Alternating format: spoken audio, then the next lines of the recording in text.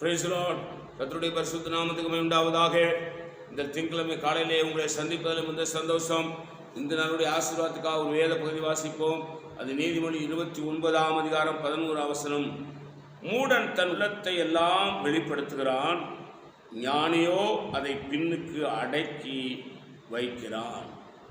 மூடன் தன் உள்ளத்தில் இருக்கிறதெல்லாம் வெளிப்படுத்த துடிக்கிறான், ஆனால் ஞானியோ அதை பின்னுக்கு அடக்கி வைக்கிறான்.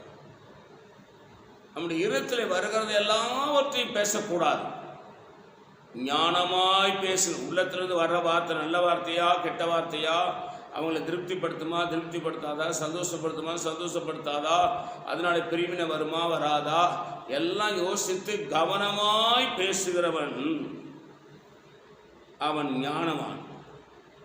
ஆனால் மூடன் தன் உள்ளத்தில் இருக்கிறத எல்லாம் வெளிப்படுத்துவான். ஆகவே நாம் மூடனை போல இருக்கக்கூடாது. ஞானியாய் இருந்து தேவையானதை பேசி தேவையில்லாதவைகளை அடக்கி வைக்க வேண்டும். கர்த்தர் உங்களை ஆசீர்வதிப்பாராக.